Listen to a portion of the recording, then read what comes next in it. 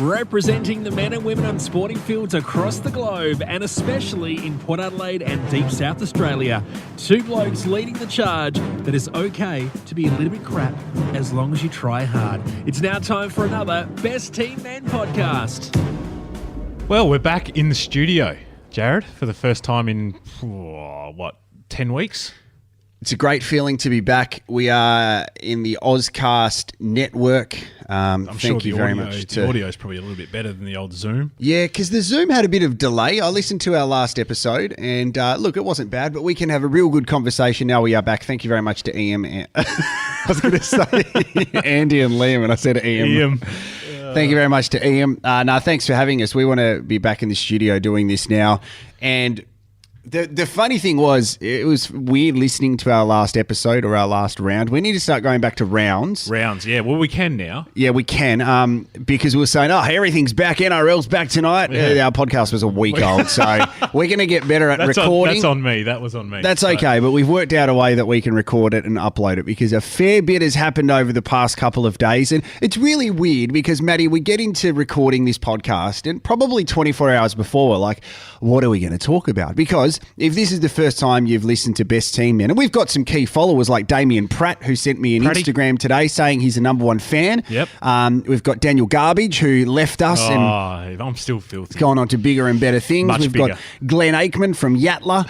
Robbie Armat from Wikipedia. Robbie Armat. We've got Jamie Mason from Tomich Wines. We've got some key listeners, right? We've got Glenn Hawke, the best ground announcer / MC in Australia, and I would say internationally as well. That's pretty endorsing coming from you. Mate, he's a ripper. I love him. And I think that we should be more positive and celebrate the good things people are doing and saying, instead of going, oh, no, he does something similar to me. I don't like him. Nah, he's a ripper. But what was that a fart? No, it was okay.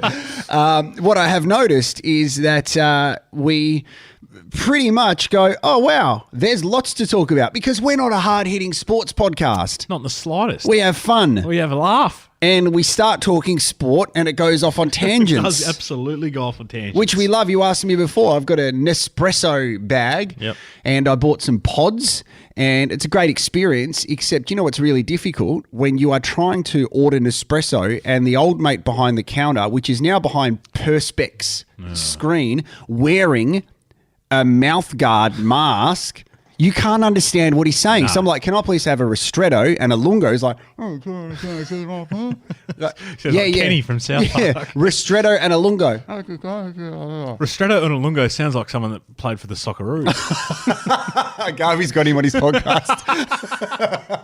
Hey, we were talking last podcast about the NRL's back. Did you catch any of it over the weekend? Yeah, I watched a little bit, and I love the fake crowd. I think it was well. The cardboard cutouts is quite questionable. However, if it costs $22, you and I need to get a cardboard cutout there. Yeah. My only concern is that if it's not on broadcast, how are you going to see that your cardboard cutout is there? Now, will you have someone taking a photo of it and saying it's here? Yep. I don't know. I want to touch on the crowd noises.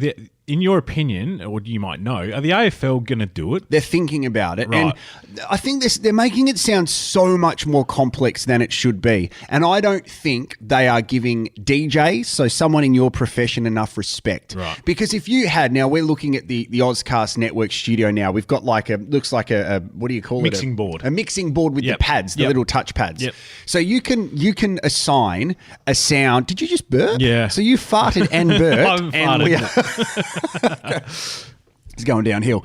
So we're looking at eight little pads. So you could assign goal, tackle, mark, like an increase in momentum. You know how the crowd starts lifting? Yep. Awesome. You know what to do as a DJ. You know what to do as a sports fan. You could actually do that live. Could be a role for me there. That's exactly right. You're like a choreographer or a conductor. Yeah. People are saying it's going to be too difficult. Piss off. It's not going to be too difficult. It won't be too difficult at all. And mate, I honestly reckon the NRL have taught the AFL a lesson through all this. They set a date months ago. Yep. And they stuck to it. And you know what? It's worked. They've got the crowd noise absolutely down. The only criticism I have of the crowd noise is they've made Hitler it sound, in the crowd. Is that? But they've made it sound like there's 30,000 there when they only really get 8 to 10. So yeah, and I don't know if I said this to you last week. I think it's if it's a sport you're not really passionate about, then you kind of don't notice it. No. So it's like, I don't love NRL. No. So I just watch the game and I hear the crowd. Awesome. With soccer, it works really well. With footy, we know what it's like of how shit round one was. Yeah. So we're going to be picking it apart. But they're going to try their best. We should say as well, we've just started this podcast, which is great, this round. Stick around for the end because we are going to commentate. We've been talking about this for so long. A long time, yeah. We're going to have a crack and we're going to do this each round. It's brilliant and I'm really looking forward to it. We've done no preparation. You've done a fair bit, but we've just got to rely on the fact that we know the players. That's right. It's going to be fun. We're hopefully going to be not too shit at it, but the plan is for us to get better. And this is a journey that we are going to go on together. And I'm really excited about it. And if you go back to our very first podcast... Yeah, welcome everybody. This is a podcast.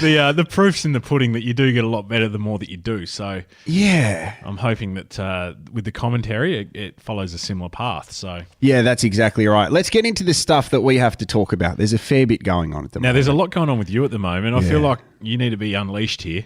Okay, where do you want me to start? I want you to start from the start. Okay. Oh, gosh.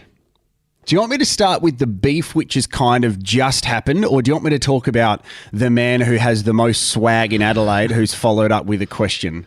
And it's start with the beef. All right, let's start with the beef. Swag. Okay, so Twitter, and I said at the start of this COVID-19 thing that social media and coronavirus brings out the best and worst in people. I've changed my mind. This is bringing out the worst and the worst in people, Absolutely. especially via Twitter, which is becoming more and more toxic.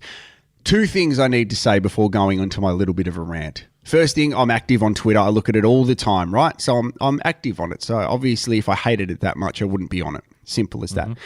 Second thing is, it's really good as an educational and newsworthy source when it's credible and accurate and taken in the right way. Yep. The thing I get fixated on is some people use Twitter to their advantage, and I think that sometimes that can be a good thing. However, there's a couple of people who use Twitter, and if people don't agree with them, they bag them, and I don't like that. You know, mate, I'm very vanilla as a person. I question everything that I put on Twitter because I'm afraid of the blowback that I'll get. So some people might think, hey, Jarrod, you are a bit boring because you don't put yourself out there to have a strong opinion on things, because I'm worried about what people say. Mate, I said that Port Adelaide should wear their prison bar, Guernsey, as a warm-up top that was for the rest of the season. The only reason I said that is because they're not going to wear it this year apart from Showdown. Why not show the black and white? Because there's no Magpies this year. There's no bad intention or anything. A couple of people smashed me on Twitter for it. I wasn't asking for that. No. So I just think, well, what do you want me to say? Yeah. Some people are really forthcoming with their opinions as well, and they're prepared to cop the blowback. Well, they are, but they can they rather that online confrontation far greater than a personal, face-to-face confrontation. We don't realise the impact that social media has when people are mean to one another. And I think I've told you the example of this before. There was a woman who was big on the social scene, big in fashion. Her name was Charlotte Dawson. And a few years ago, she was smashed on Twitter and my name was included in the tweets. And I direct messaged her and said, I've got nothing to do with this. And she said, that's totally fine. A couple of Adelaide boys, and I've blocked them on Twitter, just smashed her. A couple of days later, she took her life, mate. And horrible. We don't understand the impact that little words have on Twitter, no matter the context or anything like that. And if people say, oh, it's only Twitter, it's not real life, piss off. It is. Yep. That is such a cop-out and it is bullshit. Yep. So I wanted to bring you up to speed of how I got involved in this, because sometimes I shouldn't get involved in things, but other times I'm like, no, I got bullied all the way through primary school. Like these pricks that I went to in primary school, you know those rulers that had like the metal thing inside the ruler so you could do your margins? Yep. They whacked me on the back of the legs with that consistently. So that's not bullying, that's physical abuse in the end. Mate, it was horrific. So let me talk you to the beef which I kind of stepped into. Now, this was between Michelle Stevenson, who is the boss of the newsroom for Nova Entertainment, so the national newsroom. Australia-wide, mate. Gotcha. She's a ripper, and she's got very good reputation. She's very active on social media. And this is also between her and Peter Ford, whose Twitter bio says the best and most widely heard entertainment reporter in Australia and New Zealand, allegedly. So he's recently added allegedly, so that's okay. Hang on, has he just done a Robbie Armatt? He's He's self-proclaimed. He has. Retweet doesn't necessarily mean I agree, just that I think it's interesting. Okay, so I've joined the conversation when Michelle started saying, this isn't very nice, this isn't very nice. And they were having a conversation in regards to Piers Morgan, right? Okay. So Piers Morgan has tweeted something about the Black Lives Matter instance. Yep. And it says, horrendous scenes all over America, fully justified protests at the despicable police killing of George Floyd, now devolving into widespread looting, chaos, rioting and anarchy. There's been nothing like this since the reaction to the assassination of Martin Luther King in 1968. Very worrying. Now, Piers Morgan's quite inflammatory on social media. Yep. Peter Ford has responded saying, and total silence from celebrities, including black ones, whose voices may be listened to with a simple message of don't be violent. Silence on that score from the Obamas too. The super rich black celebrities have no interest in real people in the suburbs. That is a massive accusation, first of all, right? So then Michelle responded with Michelle Obama, Killer Mike, who was amazing in what he said, and Oprah have all spoken out. And then Peter said, with respect, Michelle, they have all spoken about specifically Mr. Floyd's death. That's a no-brainer, and nobody would disagree with that. But where are all the calls to no violence and not to burn down buildings? Truth is, they fear it could damage their fan base. So they've basically gone back and forth. Michelle said, that's bullshit. Have you not watched Killer Mike? And he said, no, Killer Mike's not A-list. Michelle says, not A-list. You actually read what you tweet. He's very well-known, respected activist and rapper. And then he said, totally happy to accept he may be a bigger star than I thought. It's my mistake. You clearly can't name one other celebrity. Far out. They're going back and forth, right? Yeah. So eventually it gets to the point where Michelle says, I find the majority of your tweets asinine.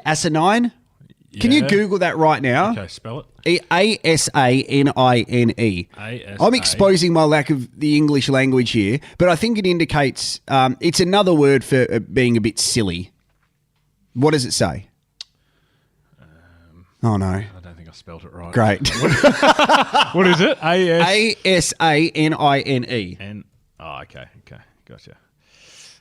Extremely stupid or foolish. Okay, so she's gone, you're being silly and foolish. Yep. So she's indicated, from your perspective at this point, Matt, Yep. Talk to me where we're at right now. We're at Mr. Ford. Yeah, Mr. Harrison's Ford. brother. I was going to call him a poor man's Dickie Wilkins, but... No, you can't. No, now I'm going to stop you there because we need to be better than this. No, you're right. And I've only had, which I'll get to, direct message exchanges. Yes. He's been nice to me, so let's not do anything which could get us in. I apologise for that one. Thank you. Yep, so you have to now say, I formally retract retract that accusation. Great. All right. So continue. Okay. So, look, at the moment, it literally just looks like someone's made an outlandish comment, someone's pulled them up with some facts, and they haven't liked it. Great. I'm glad you said that. So after Michelle said your tweets are whatever that word is, so this is asinine. where is it asinine? I have no idea. It's how it looks. Because I probably thought of you more as a 10.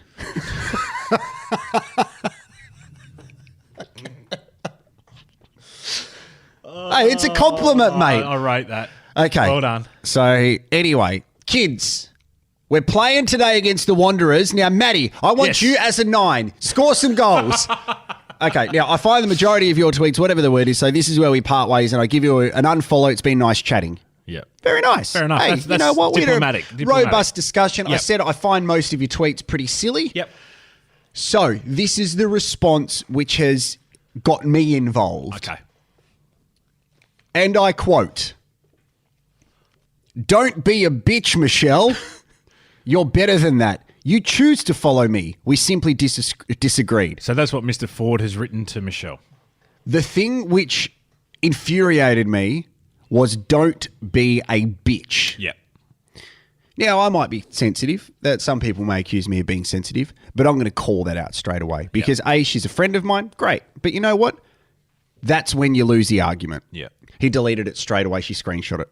Yeah. So then she put it up. And him deleting that's him admitting fault. Well, it's one of those things where it's like, you saw it. I've deleted it in time. Nobody else can see it. Yeah.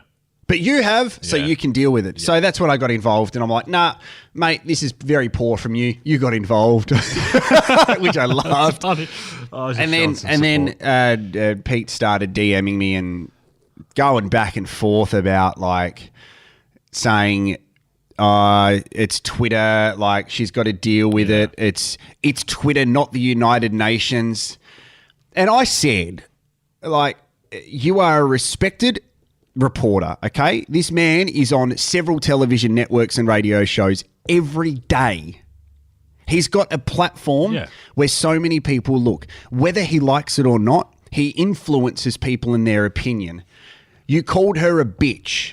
That is a weak moment, but as much as it's Twitter, it's almighty powerful how words can affect people. No matter the exchange they had, she didn't call him a dick. No. She said, your tweets are this. And he said, you are a bitch. Yeah.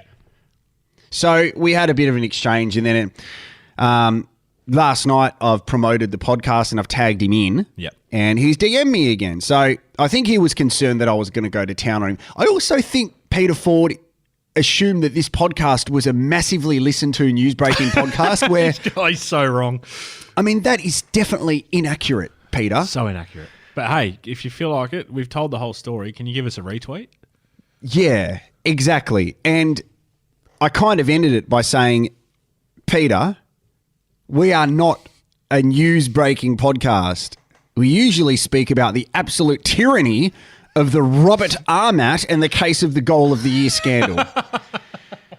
And... Do you reckon he knew what that was? No, it went over his head. No, no idea. Went over his head like a... But Peter, if you're listening, you need to investigate that, mate. And tomorrow morning when I see you on the morning show with Larry and Kylie, I need you to investigate Robert Armat. Yes, and his Goal of the Year, or his so-called Goal of the Year. So-called Goal of the Year. I tell you what, mate, that's just... I look at these tweets and I go...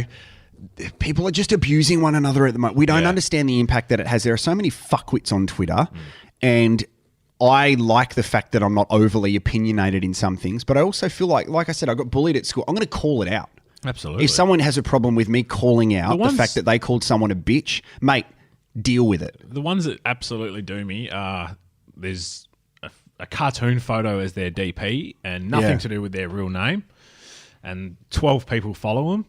And they can literally go out there and say what they want to people when they want, and it can have absolutely no blowback to them as a person. I know.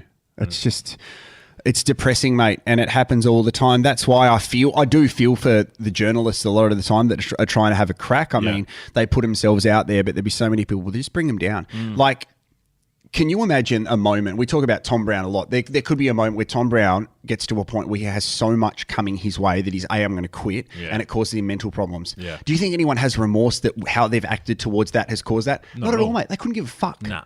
That's what Twitter does. Because I think about people who... I just think how exhausting it would be, and I look at how frequently these people tweet, like Rita Panahi, who is so polarizing, and I completely disagree with everything she says and should abuse me for it. She's got 200,000 followers. She tweets every couple of, 15 minutes. Yeah. What happens when Twitter doesn't exist anymore? Well, she loses her platform. Exactly. And then what? Am I boring you? No, I'm trying to get up. I'm on my phone, but I'm trying to get up something that relates to this. Yeah. So I just think there's going to be a day when Twitter doesn't exist. I'm just sitting here on Facebook.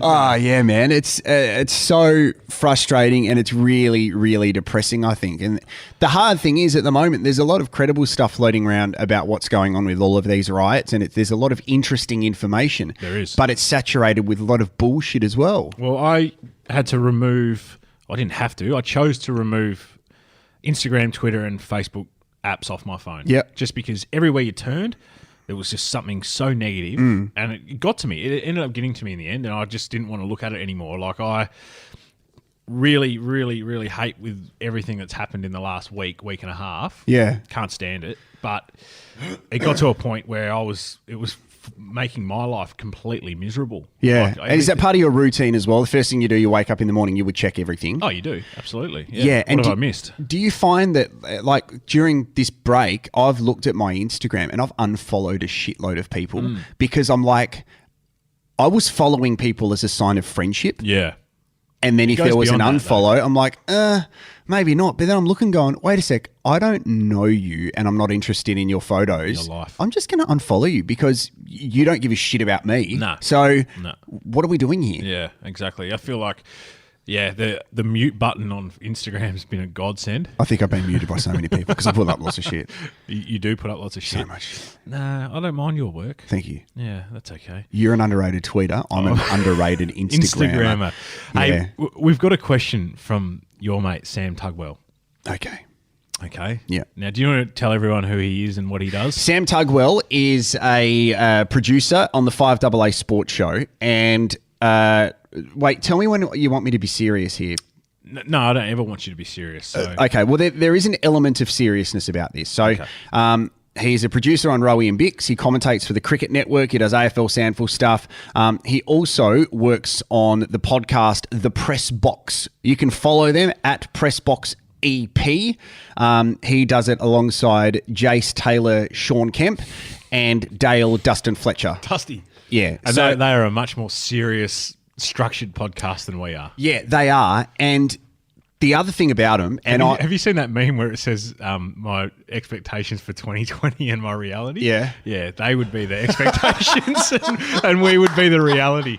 That's very true. Let me talk about Tuggers seriously for a second because even though tell you what, mate, he gives Basil Zemplis a run for his money with the size of his conch. He does. I mean, Big snorkel. Tuggers could be over the other side of the world and he could smell what I'm having for dinner still in Peterhead. But he is going to be, what's the date today? Thursday, the 4th of June, 2020. Yep. Even it depends when we upload this. Tuggers is going to be the next big name media personality when it comes to commentating or sports journo in Adelaide, if not Australia. He's an absolute jet. Bigger than Rennie. Sean Wren. Tom. Bigger than Tom Wren. Okay. Mate, he's a ripper. And In stature as well. Tom's only a short fella. Tuggers' nose is as big as Tom Wren. I'm trying to be serious here. Yeah, I know. I reckon and I just spoke about it before when talking about Glenn Hawke. The media is full of people with chips on their shoulders, right? And just they're so concerned about what others are thinking if someone breaks a story instead of them.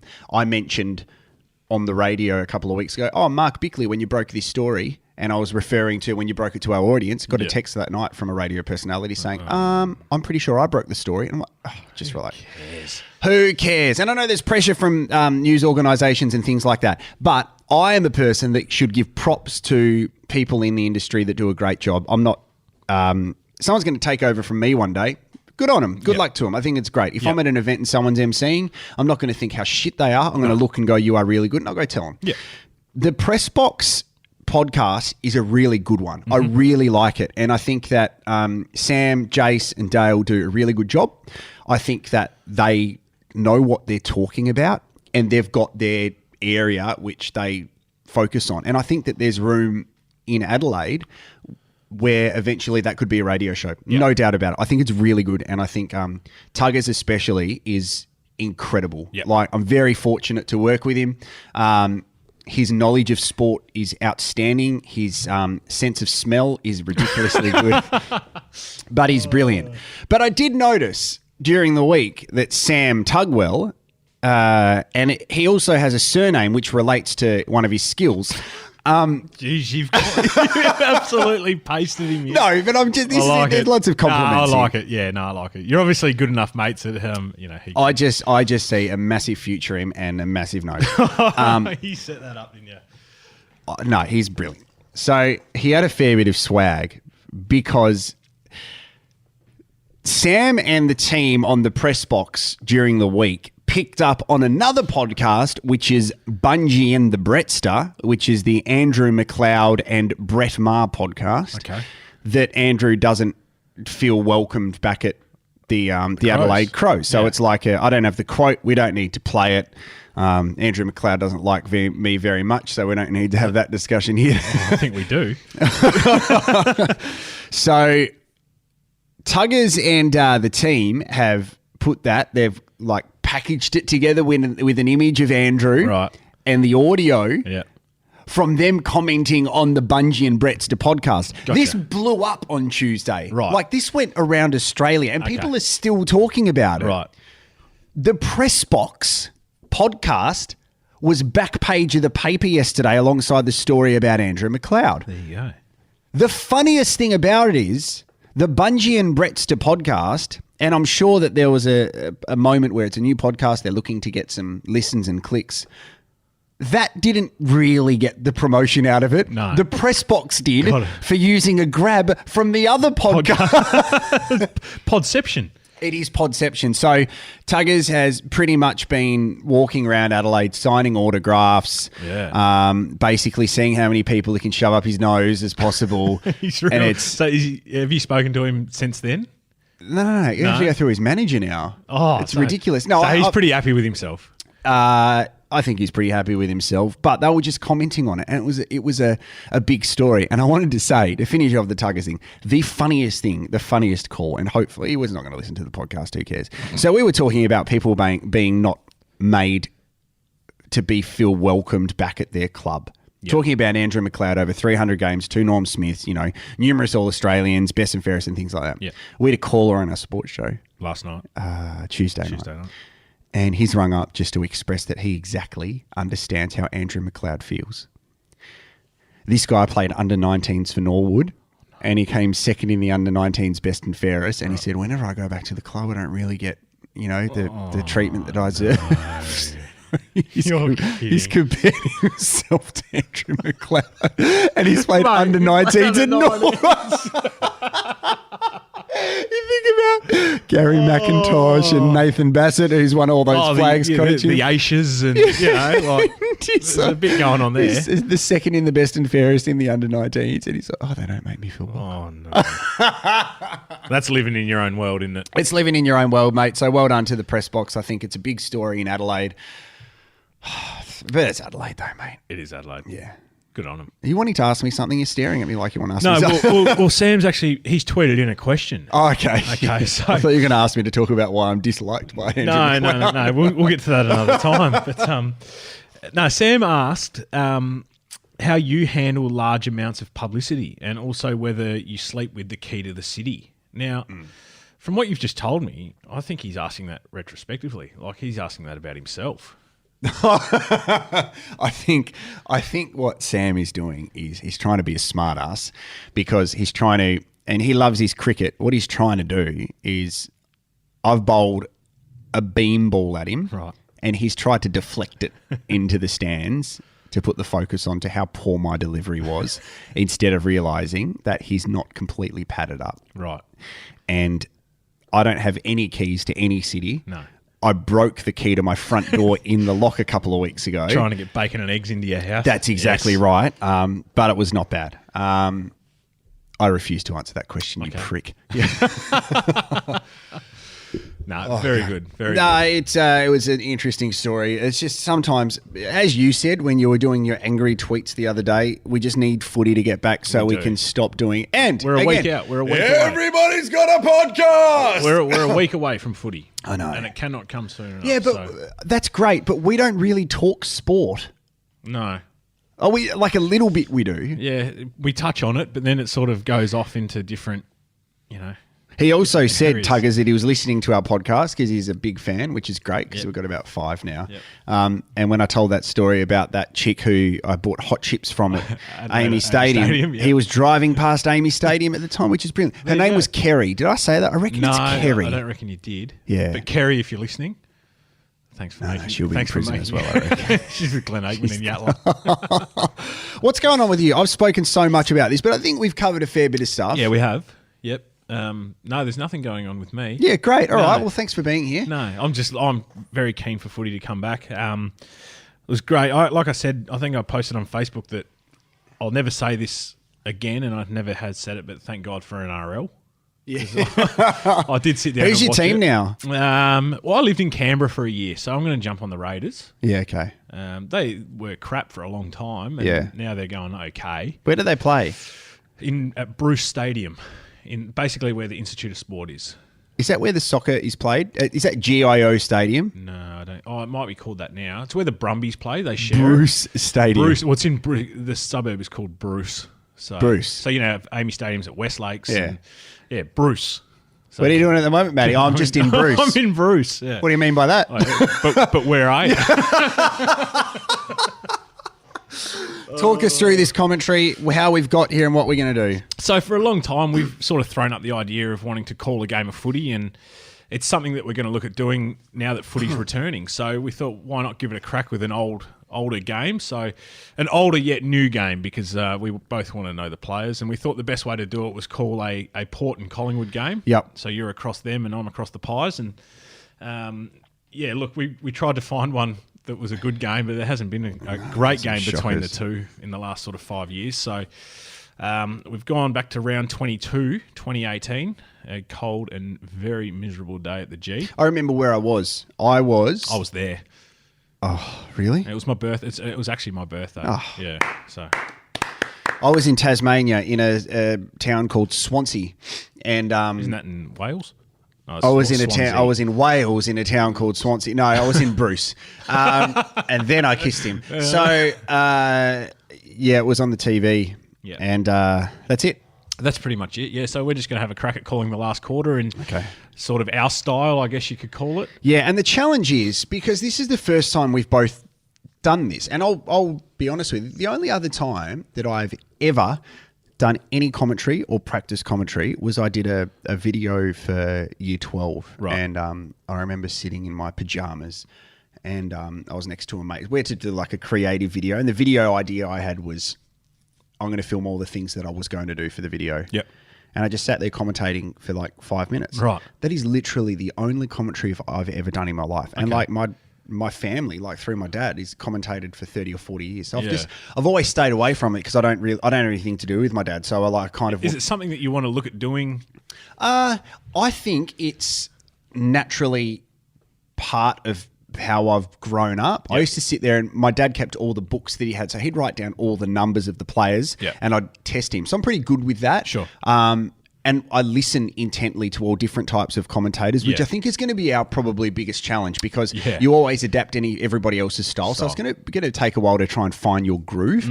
But I also think there's room to do it, like now especially, whatever that leads into. I think, why not? Yeah, for sure. Oh, do you burp again? That was you. Oh, yeah, sorry. 2 from 2. So what are we going to do? Are we going to keep recording or press stop and record again? No, so we're going to record. We'll record through, and we'll just edit it from here and start.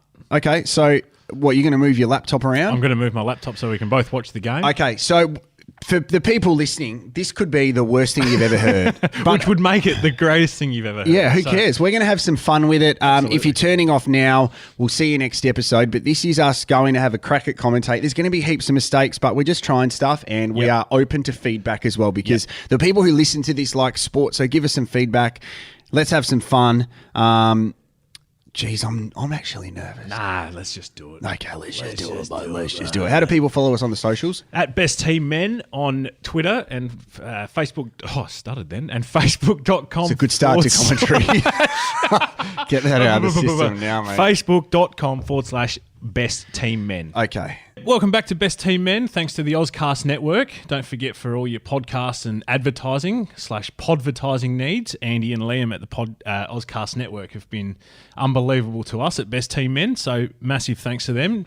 Jarrod, we're about to tuck into the last quarter here. Yeah, this is going to be brilliant. We are about to get into the commentary. MCG, round 22, 2018. Collingwood taking on Port Adelaide. Collingwood currently leading 10-11-71 against the Power 9-4-58. It is Collingwood by 13 points. How you feeling at the moment, Matty? Yeah, good. There's a top 4 spot on the line for the Pies here, and I reckon Port are just hanging on to a spot in the finals. All right, siren sounds. Umpire Baldy puts his arm in the air. It's Grundy taking on Paddy Ryder. Ryder gets the tap. It looks like to go. No, it's really hard to call off the TV when you think about it. Oh, there he is, Chris Mayne. Handballs over to, who's that bloke? Big Cox. Big Cox takes a mark 70 metres out down the city end.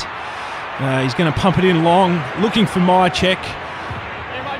Nah, Myercheck can't mark. Falls to what's his name? Jarrod Pollock Pollock, gets he's it on gone. the left foot and just a short chip. Port Adelaide slowing it down now. It looks like Robbie Gray there. You can tell it's him because he moves around very quickly, bobs it in the air, contested mark up for grabs. No, it's Motlop. Motlop with the handball in the middle of the MCG. Travis Boak with the tap. Ollie Wines kicks it inside 50. A chance for Port Adelaide here. Is it Rockcliffe? It's one-on-one with Maynard. No dramas right there, Jack Watts. Handball's back to Rockcliffe. Do we have a Port Adelaide goal? Pushed to the ground by Maynard. What a head, and we got a ball up in the goal square for Port Adelaide. Tell you what, that was great by Maynard. He didn't leave his man at all and forced a stoppage 10 metres out from the Port goal. Got a real feeling that Maynard might stuff it up. He's got a free kick. Oh, what was that for? Oh, I don't know about that one. It looked like a ball up, but Maynard's going to take it. He's going to pump it deep outside 50. Looking for De Goey. It's going to fall short. Pendlebury takes the mark. Defensive 50.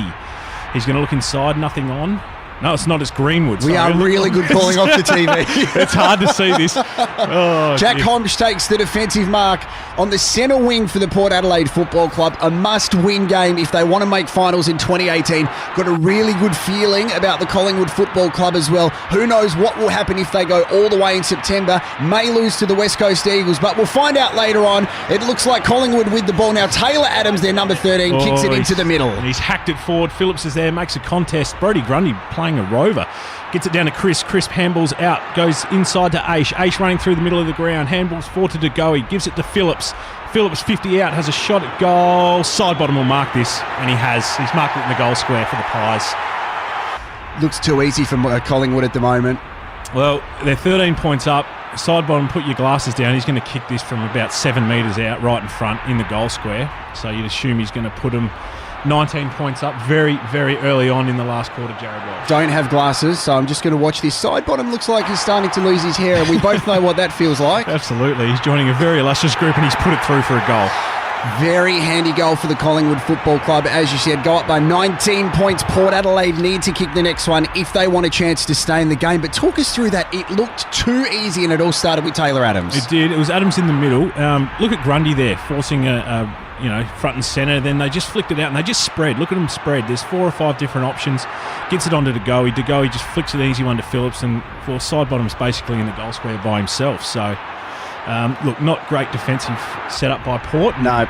It's probably going to cost them. Well, pretty poor from Jack Homsch. If I was Port Adelaide, I'd trade him to the Gold Coast at the end of the year. Who knows? That may, in fact, happen. All right, look at those inside 50s as well. Collingwood leading 40-33. We are 3.5 minutes into the final quarter here at the MCG. Ball up. Grundy gets it out again. Remarkable game so far. One-on-one here. Port Adelaide again picks it up. Who's got the long sleeves on? Jasper Pittard. Pittard, he's back. Dances around. Comes off the right foot. Going into the forward 50 for Port Adelaide. Great Langdon. Defensive mark there. Tommy Langdon. Brilliant stuff, and he'll take a breather. He's having a bit to say to Rockcliffe, isn't he? He's going to switch play. He's going to come across to the MCC side, finds Maynard. Maynard on his left foot's going to clear defensive 50 to Main. It all just looks a bit too easy for Collingwood. Main's going to go down the line, and we've got, who's that? De Goey. De Goey down centre wing. He's going to take his time. He's going to pump it long towards 50. Big Cox is there. No, 3-on-1. Can't take the mark. Side bottom Robes. Dan Houston gets it. It looks like Darcy Burne-Jones, DBJ player, couldn't carry it, and that was Jarrod Pollock. We'll have a throw in. Collingwood doing it really easy at the moment, and now I've worked out why you've picked these highlights, Matty, because Collingwood definitely going to win this game. Hey, I don't know if Pollock's going to be there next year. No, not sure. I've got a feeling that North Melbourne will come with a really big deal for him. Absolutely. Boundary umpire throws it in. Grundy again. Too easy. Brilliant. Pendlebury pumps it inside 50, looking for Cox again, makes a contest. Myercheck's there, can't find it. Sam Gray's there, he gets the handball received, kicks it outside. Oh, it's touched by Adams. Westhoff gathers in the back pocket, handballs off, and beautiful stuff. Josh Thomas there intercepts, handballs off to Pendlebury. Pendlebury weaves through traffic, he's caught. Ollie Wines can't hold the tackle. Pendlebury gets a handball away. Stevenson, he's there, he's tackled, he's bashed into the ground, and it's going to roll out of bounds. Oh, and Taylor Adams has got there's a free kick. Oh, Taylor Adams has given one away, and probably could have got one. He could have. Well, Wingard's ended up with the free kick, but he got one as well. Chad Wingard with the long sleeves. And what do you think about the long sleeves with the wide away top? Yeah, it makes him look very pale. Okay, fantastic. Good feedback there. Matty Burgess' rider gets the tap in there. Looks like it's picked up. Who's 26 for Collingwood? No idea. Who's 44? Imagine. Don't even know either. Imagine pumps inside 50 to go in. Taylor Adams takes him. We have to say it is so hard to see it on this. Oh, that's a push in the back. Should be a free kick. Darcy Burne-Jones right in the back. Jeez, I got up. I thought it was DeGoey. I've never seen Taylor Adams jump that high. It is hard. Look, we have to say we are watching this on a computer screen. It's very moment. small, It's but a 13-inch iMac, so... I'm impressed with how we've gone so far. Yeah, it's not too bad. Look, so Taylor Adams, he dumped... Have we got crowd noise with this? We will, yes. Okay, great. We need to get a highlight of DeGoey! Yeah, I know. We'll get that up. Anyway, Adams has got a free kick. He's probably 40 out, slight angle. He's not the greatest set shot for goal, but we'll see if he can put the Pies further in front, and he's missed it. He's hit it skinny. 1 point to Collingwood. They go to 78. Port Adelaide 58. Been a great quarter for Taylor Adams, though. He's been brilliant since he arrived at the Collingwood Football Club. Jasper Pittard will kick it out. Long sleeves again. It must be freezing at the MCG today. Kicks it to himself on the left foot. Just a chip pass. He bobs it up, and that's a horrible kick from Pittard. Levi Greenwood gets it. He goes more central, and Collingwood again will get another inside 50. This time it looks like Crisp. He's going to go in. Short kick, and there's Big Cox. Mace, this is too easy for Collingwood at the moment. Port Adelaide are messing around with it, and they can't afford to do that right now. Paddy Ryder isn't happy, may walk out on the club and join St Kilda. How do you defend someone like Cox? He's 6'10", 6'11". He's got long reach, and there's just no one to go with him. Once they put the ball into space and a bit of air, let him run into it and jump into it, there's no stopping him. It's a really disappointing moment for Port Adelaide because Pittard could have bombed it out longer, tried to look for a player as Cox walks in. Distance won't be a problem, and it looks like he's kicked the goal. Well, they're in complete control now, Collingwood. They've blown this out to 26 points. It was 13 at the break. A couple of quick goals to Sidebottom and also Cox. And a miss to Adams, so it could be a lot worse. Did Port Adelaide kick a goal in this quarter? I hope so. Yeah, same, because otherwise there's no point me being here. Hey, good footy, good use by Crisp as well to just wait. He just held on to it, found the option inside 50 of Cox on the lead, and he hit him up beautifully. Look at all the fans at the MCG as well. I mean, brilliant to see so many people there. We will never have a time where sport has no fans, so it's just brilliant, isn't it? No, absolutely. The noise is absolutely electric here at the moment. Oh, I haven't listened to him. Oh, wait, there's a duck. See, there we go. So look at the height difference there. Homps on Cox. Yeah. He's giving away a lot of height. You can't really ask much more. Collingwood leading by a fair bit at the moment. Grody once again gets the ball, but it looks like there's a little pack in the middle. There's Crisp again. Handball out off the right hand. Looks at DeGoey. DeGoey, handball. Sidebottom. Sidebottom to Madgen. Madgen flicks it out wide to Aish. Aish marks centre wing. He's got Main on if he wants to use him. Decides to now. Main will take a mark. Real true centre wing on the outer side for Collingwood. Looking down. They're just playing that short chip game. Oh, he goes to Crisp, who probably almost could have got a 50, but he didn't.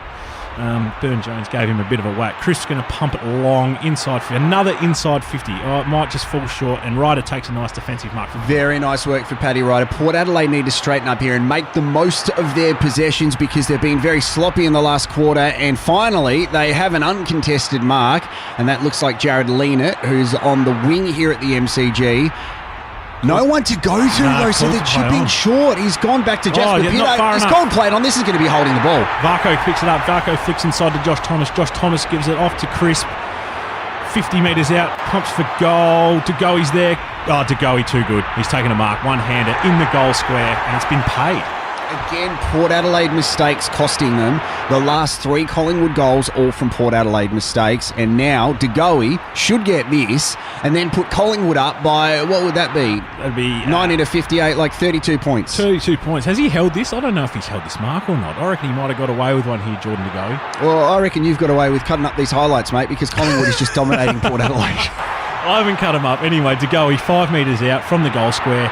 Strolls in, pops it over the goal umpire's head and extends Collingwood's lead. Too easy for Collingwood at the moment. Takes him out to 32 points. Port Adelaide staring down the barrel of a loss here halfway through the final term at the MCG. And Collingwood just being the better team at the moment. Jasper Pittard not far away enough. Gets tackled, and then it's just too easy. Sidebottom kicking it inside, and DeGoey, who's had an outstanding season, takes the contested mark with one arm and then goal. They'll pay that. Look, Port's ball use is really worrying. That's 3 or 4 times now that they've been called for play on, not kicking it far enough, and that just comes from lack of options down the ground.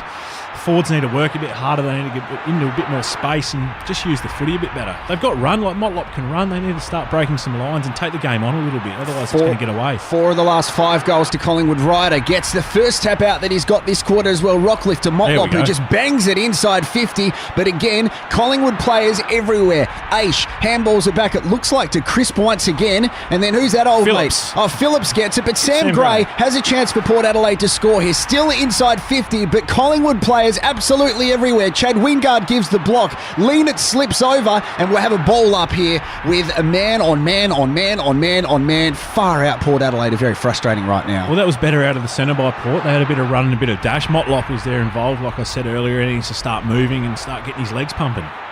Nathan Buckley looking in pretty relaxed mode at the moment. So Grundy gets it down to Phillips, can't take the ball. Westhoff, quick kick around the corner, is going to bounce and roll out of bounds 50 metres out from the Port Adelaide goal. One of the things I've noticed is Port Adelaide being really sloppy with their possession, Collingwood being direct, and that's why they're putting score on the board in this final quarter. 12 minutes remaining, throw in, inside 50 for Port Adelaide. They need a goal, they need to score, otherwise it is game over. Call the game off, get on the plane and go home. It looks like Grundy pushed in the back there, it didn't get called, so he's just palmed it out, and another throw in. Yeah, Port. It looks like it's a free kick. It's a free kick, is it? Have they paid one? I wouldn't know because we can't see. Get the camera off Bucks. We've seen him enough. We've got a casualty in the box here. Oh, okay. Ball in. 50 out from Port Adelaide goal. Grundy down to Pendlebury, way too easy. Pendlebury to Aish. Aish clearing 50 kick towards the centre of the ground. Westhoff's there, can't mark. Forced on. Hoskin Elliott onto it for Collingwood. Houston there as well. He can't go there. He gets tackled by Hoskin Elliott. Oh, Pittard not happy. Wants to push in the back, but we're going to have a ball up. No, Pittard hasn't had a great last quarter. It does look like we are going to have a ball up here. Right in the centre, Collingwood leading by 32 points. 11 minutes remaining in the MCG. Port Adelaide need goals, and they need them quickly. Grundy, once again, he's been outstanding. Quick handball from Gray to Rockcliffe, who can't stand up. Tackled by Sidebottom. We'll have another ball up in the middle. Grundy has been a real thorn in the Port side in this last quarter. I don't think he's lost a ruck tap yet. So they need Ryder. They need him jumping into him. Bit of presence. Yeah, Rockcliffe, just a fumble there, just cost him, didn't it? They need that confidence. Collingwood are too clean at the moment as well. Again, players everywhere. Sidebottom once again to Main. Here we go. That was little, I think that was Riley Boner. Gets it to Jack Watts, who gets the ball. Chad Wingard tackle, breaks the tackle, hand passes back. Collingwood players everywhere once again. Jack Watts doing his best to get the ball. Finally, he's done it. Passes back to Wingard, but the tackling pressure from Collingwood, absolutely outstanding. They end up with the ball once again. Oxley to Maynard, Maynard to Phillips. Phillips runs down the wing, pumps it inside 50, looking for go. He can't mark. Chop of the arms, no call. Play on. Hoskin Elliott there. Can't pick it up. He's got Pittard right on his side. Kick out of defensive 50 there. Asking for deliberate, Travis Farco. And are they going to get it? They are. That is an interesting call. This is the biggest one-sided quarter I've ever watched in a game, in a first game of commentary. Maynard gets the footy, plays under Phillips. Phillips pumps it inside 50 again. Who's there? Grundy. No, can't mark. Mychek Robes. Handballs off Stevenson. Quick snap. Has he kicked a goal? No, he hasn't. It's a point. Well, that's the first letdown Collingwood's had this quarter. Pittard here. Let's see if he can clear it from inside 50. Last time he tried this turnover, Collingwood goal is kicked to himself again. This time he's gone longer off the left foot. Outside 50, Ryder attempted to do it. Sidebottom once again into Aish, who puts it back inside 50 for Collingwood. Players up for a mark. Falls to the ground. Stevenson goal. Stevenson read that like an absolute book. Which is weird for a Collingwood supporter because usually they do have reading issues. Yeah, don't mind that. Hey, it's not hard footy. It's kick it to a contest, create a contest, front and square, and finish your work. I think Port, it's wet weather footy. Port are just mucking around with these short kicks, trying to pinpoint targets, and Collingwood just doing the basics well, just doing the basics right. And it's they've kicked like 4 goals this quarter now to none. It looks like Collingwood are playing AFL and Port Adelaide are playing AFL live at the moment. Let's be honest, because they are just holding down that kick button and trying to get it off the ground and handball quickly. But Collingwood want this more. They now lead by 39 points. Mychek with 2 goals, 2. DeGoey 2 goals, 2. Stevenson, Phillips with 2 each as well. And Big Cox just with the 1 goal. Ball up in the middle, halfway through this final term. I think I'm going to burp. Go, Matty. Grundy wins another one down to Sire. Smothered by Westhoff when Pack converges. It comes out to Grundy. Grundy flicks it off to Chris. Chris had a great last quarter. Smothered. Rockcliffe gathers the loose ball, kicks it inside 50 for Port Adelaide. Ebert's there, gathers on the bounce, handballs off to Boak. Boak breaks 1 tackle, hands off to Robbie Gray. Robbie Gray's absolutely unloaded. 3 players onto him as well. There's going to be a ball up, and they are having a crack. He looks like he's hurt his left knee at the moment. He's staying down at the moment. He's in a bit of pain. I reckon Greenwood's big corky right on the knee. Greenwood's he's got Let's have a look now. Here we go. Greenwood runs into him. Bang. Oh, you're right. Big corky. Yeah, that's going to sting. At least it's not structural. Anyway, ball comes out. Langdon takes an uncontested mark, 30 out from Port goal, and he's just going to settle it down. Collingwood really in the clear at the moment. Gray looks a little bit ginger, but he's going to stay on because that's a warrior that he is. Langdon kicks out towards the boundary side, and Cox. An easy uncontested mark from Mason Cox once again. Too easy for Collingwood. The game's being played on their terms at the moment. Cox kicks it long. Grundy with the chase. Other players as well, including Dan Houston, who picks it up. That's Travis deliberate. Varco. That's deliberate. Oh, man. Yep, and they've paid it. You got to do a little bit better than that, Dan. You can't just look at the ball and smack it out of bounds like that. Anyway, Collingwood are going to go inside 50 again. Grundy takes a big mark, 35 metres out from goal. And he's going to go back and have a shot to put Collingwood even further in front. Okay, look, I don't think Port Adelaide have even scored this quarter. And you are such a dog. There weren't a lot of other games to choose from. It's good, mate. Just get the get smashed. You can call this goal, you prick. So Grundy's had a monster game, 39 hit-outs, 22 possessions going at his first goal. He's an All-Australian ruckman. Probably with Gawn, I reckon, in the top two at this stage. Lines it up, comes in, and absolutely splits the same. Oh, too easy. He's had a fantastic last quarter as well, Brodie Grundy. So deserves that goal. The players get around him. Collingwood now have gone out to, 45? 45 points the margin here. They've kicked the last 5, the players. Too easy for them, and Port Adelaide are allowing them to get these scores as well, making silly decisions. The second deliberate out of bounds this quarter as well. Kicking out from fullback. Port Adelaide just fundamentals. Just fundamental stuff really costing Port Adelaide here at the moment. And, you kick long to Grundy and he's got a one-on-one with someone that's half his size. He's not going to lose many of those. Same as Mason Cox. There's just too many uncontested marks. He's done the soccer celebration. Who's that? Dybala? Yeah, one of them. Yeah, well, don't say one of them. All right, so the ball's thrown up in the middle. Collingwood really want to get this win as well because they want to go up to second on the ladder if they get a big percentage booster. Cox to Adams, kicks inside 50, looking for side bottom. He can't mark. He's manhandled by Jonas. Myercheck's there, can't gather. Burn-Jones comes in, creates a bit of a contest. Varco's sniffing around as well. What's that? What sort of handball? Darcy Burn-Jones. A bit of a hammer action. Yeah, it was a bit weird. We probably don't want to see that in slow motion if you look directly into our eyes. You can't see the ball. That looks pretty ordinary. No, okay, so ball up. Collingwood to inside 50 once again, looking to score. Cox gets the tap out. Ollie Wines, haven't seen much of him this quarter, manages to get a handball out, but straight away he is tackled. I think that's Riley Boner. He is tackled. His name's actually Riley Bonner, but funny story, at the Port Italian night a couple of years ago, my co-host Rosie introduced him as Riley Boner, which is very awkward. Riley Bonner's number 26. Right. Cox gets another Don't tap go now. from Boner to Cox. Phillips inside 50. Myercheck there, gathers on the bounce, can't grab it. Big kick out of defence there by Port Adelaide going towards centre half back. Aish goes back with courage, can't mark. Chris front and centre. He's absolutely beset upon by Ebert, and we'll have a ball up half back flank for Port Adelaide. Well, I said about 15 minutes ago Port Adelaide need to score, and they haven't since. So, I don't want to really say it again, but Port Adelaide need to score. Ball thrown up. It's Ryder taking on Cox. Again, another win in the ruck to Collingwood. But finally, Port Adelaide get the ball. No, I'm wrong. Collingwood get it back again. Polex there, breaks a couple of tackles. Pendlebury can't hold on. Hans to Rockcliffe. Rockcliffe goes back to him. Chopped off by Sire. Sire kicks straight up in the air. Stand under that one. Hoskin Elliott. Oh my God, he nearly took a mark. Varco front and centre, can't take it. Players converge. We're going to have it. Nope, side bottom gets it out. Who's that? Darcy Burn-Jones, and he's kicked it out of bounds on the full. Bit of a hack kick forward, trying to get out of defence. Good pressure by Varco, of course. Looks like he's having a crack at Travis Varco when Darcy Burn-Jones has actually kicked it out on the full. There's not a lot you can say there, is there? No, it's a really difficult time for Port Adelaide at the moment. They're having a crack at one another. Maine, who has a plasticine face, let's be honest, he goes in, he's going to have a crack, the former Docker, and he goes inside 50, looking again for Cox, who doesn't get it. They love that short kick, don't they? That's better by Port. They've stuck Ryder in the hole there, and he's created a contest against Cox. But a quick hack kick forward by Port's marked by Aish, centre wing member's side.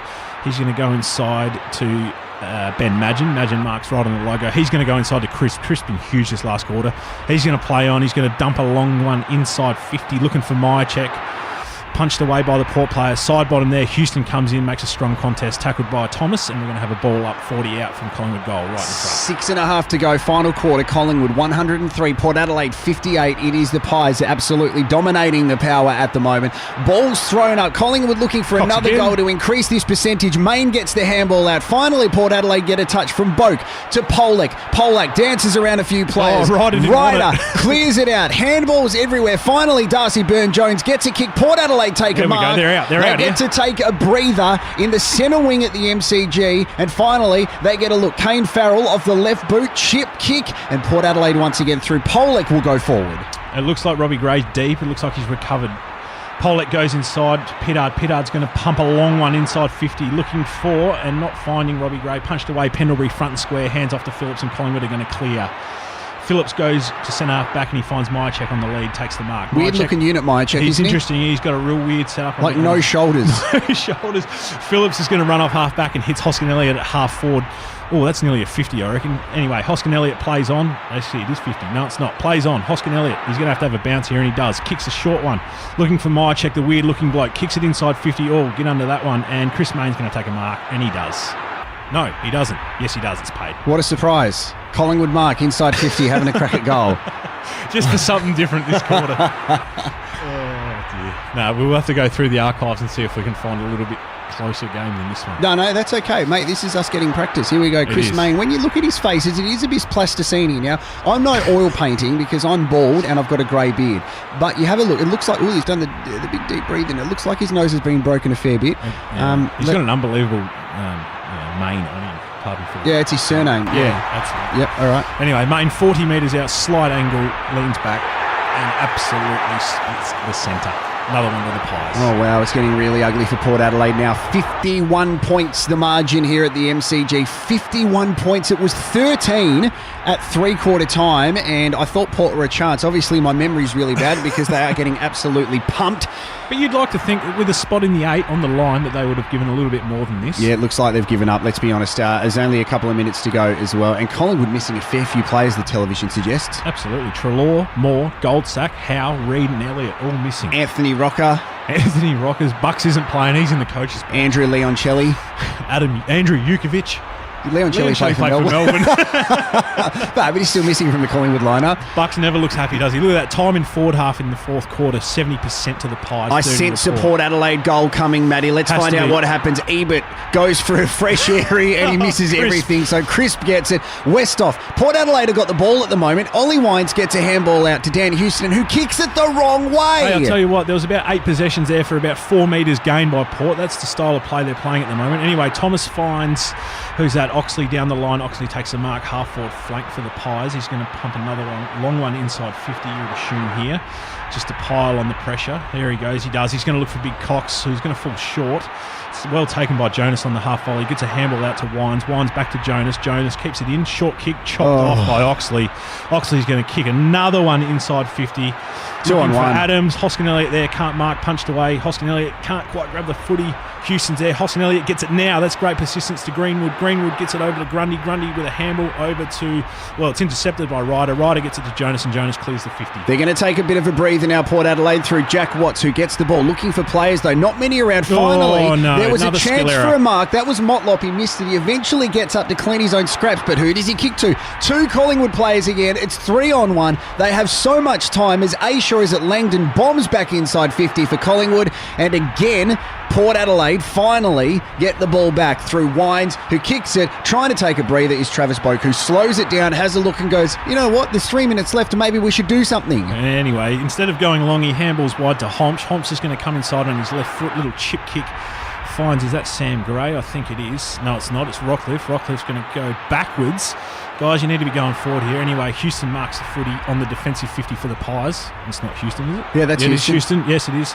Anyway, short kick, short to a 50-50. Geez, they got away with one there. Watts has paid the mark, questionably, in front of Greenwood on the halfback flank for Port Adelaide. Port Adelaide free kick. Jack Watts had a pretty up and down season, a lot of injury plagued dramas as well. as he goes across the ground, or he looks across the ground, then finally kicks up again. Contested mark. Oh, they've lost all shape here. They're absolutely shot with confidence here. Side bottom gathers. He's going to take on Honch, I think that is. He kicks a little one inside 50, and he's turned it over. He's done a Port Adelaide side bottom. Yeah, he's short had kick and turned it over. Drank out of the wrong Gatorade bottle. He was drinking Port Adelaide's, and now Leonard has the ball. Port Adelaide have to do something just to appease their fans as well. With 2.5 minutes to go, Travis Boak takes the mark. That's Brad Ebert slows down, goes off the right. They need to start talking to one another. They are still in Collingwood's forward half of the ground, and they are not getting it out anytime soon, as they are just short chipping around. Someone needs to have a long bomb, and it's Travis Boak who kicks it into the centre circle, and there's another mark to Collingwood. Phillips handballs off to Scott Pendlebury, kicks inside. Look at that. Collingwood players absolutely everywhere. Adams from 50 going to have a shot at goal, and guess what? Josh Thomas has taken a mark in the goal square, plays on and kicks another one. You think about the amount of goals that Collingwood have scored from Port Adelaide turnovers, it is becoming the E word, and that is not excellent. It is embarrassing. That is embarrassing, and it was just there. It was so polarising. Like, you look at Port go for that little short kick inside 50, turn it over, Pendlebury gets possession of the footy, uses it much better, breaks open the play. Adams kicks inside 50, and Josh Thomas was standing in the goal square having a cup of tea, basically. It's the pressure that Collingwood's applying as well, but it's just being made to look too easy as Collingwood score another goal, and this lead is just an absolute blowout at the moment. Port Adelaide have stopped. They have not moved since three-quarter time, and Collingwood just keep on marching towards the finals. Well, they haven't scored, I don't think. Yeah, thanks for pointing that out, mate. I know that because I'm commentating these highlights with you, dick. No, I apologise. All right, ball's thrown up. Can Ryder finally do something? He's got Gets the tap. Ollie Wines smothered as he tries to get it inside 50. Collingwood ball once again. What a surprise. Scott Pendlebury with the ball. Oh, Hoskin beautifully trapped. Gives it the side bottom to Grundy. Grundy goes in short, finds Levi Greenwood. Greenwood on the right, goes inside 50 looking for Taylor Adams, can't find him. Cox is there playing the role of a rover. Picked up by Jonas. Jonas is tackled by Adams straight away, and I reckon we'll have a ball up here. Greenwood comes in, and yes, we do. We have a ball up. 10-15 metres out in the pocket for Collingwood down the city end of the MCG on this very cold and wet day. Yeah, it is very cold. I'm really glad I came to this game for the last quarter, because as a Port supporter, it's been very disappointing. Westhoff against Grundy. Westhoff gets the tap out. Pendlebury on the ground. Wingard picks it up. I reckon that's his second touch for the quarter, and he kicks it up to, well, surprise, surprise, two Collingwood players again, and this time they make probably their first mistake of the last quarter, and it goes out inside 50, about 45 metres out. And Pendlebury looks like he's pushed deep forward to try and finish off this last quarter, maybe try and get the skipper a bit of a goal.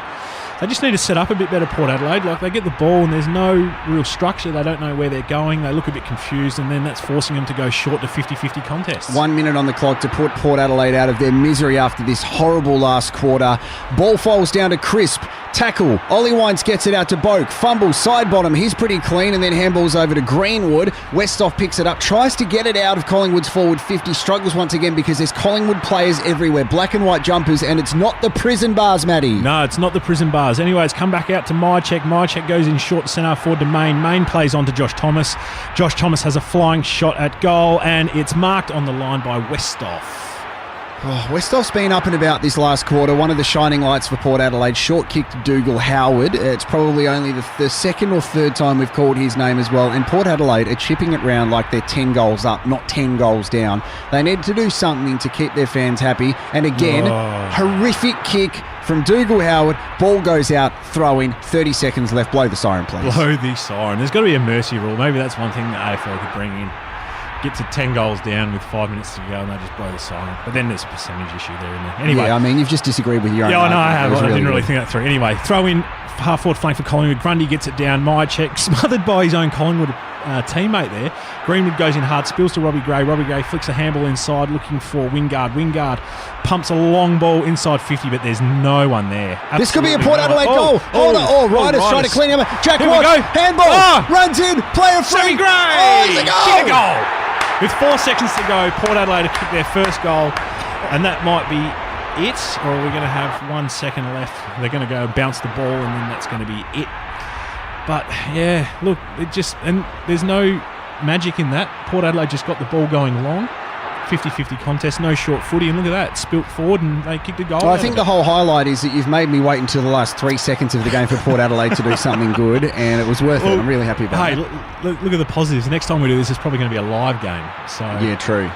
we might be able to. We can't predict anything. We can't predict anything. Yeah. No, that's right. So. Is that it? Blow the fucking siren.